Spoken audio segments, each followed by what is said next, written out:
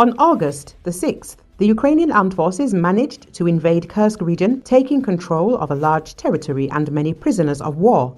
On November the 7th, Putin's army launched a counterattack with the goal of driving the Ukrainian armed forces out of Russian territory. The enemy army is trying to break through to Sudza through the territory of Zeleny Shliak. In 2 weeks of fighting, Putin's army has not yet made significant progress, Forbes reports, and the Zeleny Shliak Sudza highway is littered with destroyed or abandoned armored vehicles of the Russian armed forces. At the same time, the Kremlin is not going to give in and has increased its presence in the Kursk region to 50,000 servicemen.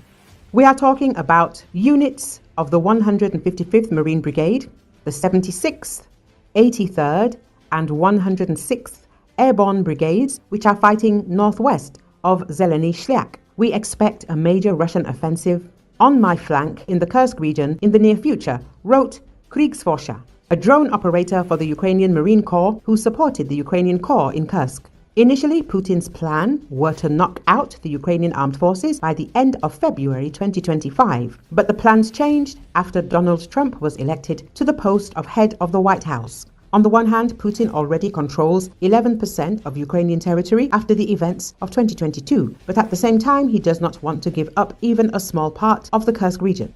2 Russian airborne divisions, 1 airborne brigade and 1 marine brigade will launch an offensive with a lot of maneuvering. The Kriegsforscher warned the occupiers will be confronted by the Ukrainian armed forces consisting of the 17th, 41st, 47th, 82nd and 95th Brigades, amounting to approximately 20,000 servicemen. The 17th Tank Brigade had recently been fighting defensive battles in the Sudza area. They had managed to control several of their T-64 tanks into supply vehicles.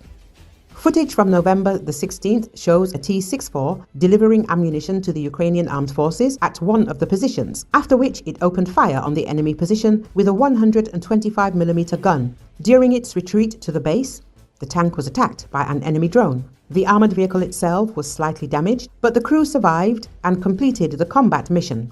The Ukrainian forces are more than twice inferior in numbers to the enemy army, but both the artillery of the Ukrainian armed forces and the strikes by Western missiles on military facilities of the Russian armed forces in the Kursk region inspire optimism. Last week, the Ukrainian armed forces carried out a series of strikes on military ammunition depots and a command post of the Russian armed forces.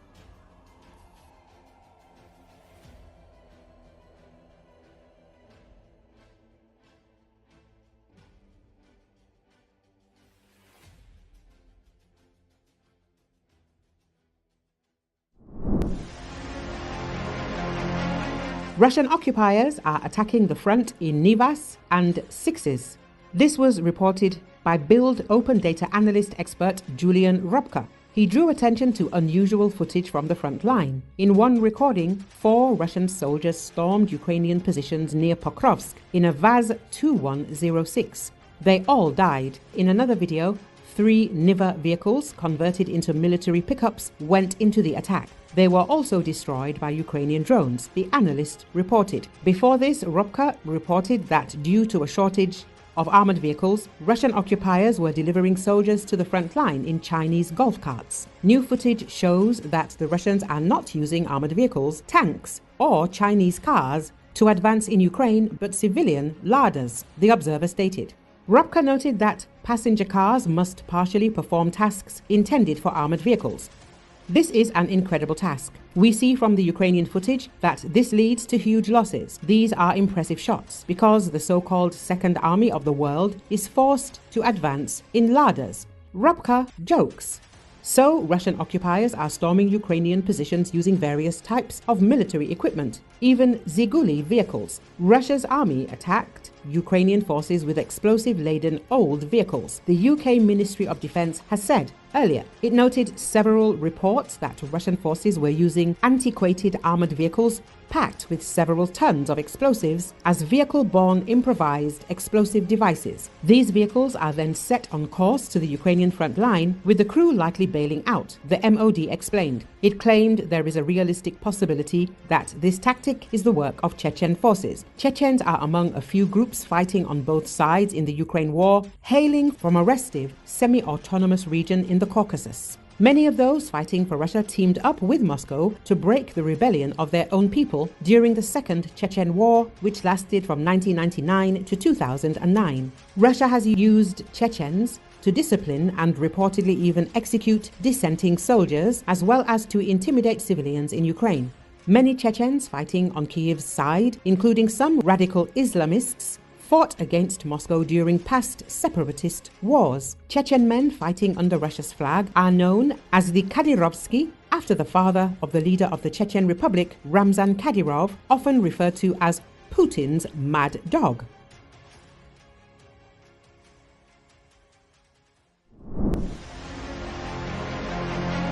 US national intelligence has compiled a report on the murders of Putin's political opponents abroad. At the request of Bloomberg, the report was partially declassified. The declassified part listed a number of murders. Intelligence concluded that these murders were committed by Russian special services and with Putin's permission.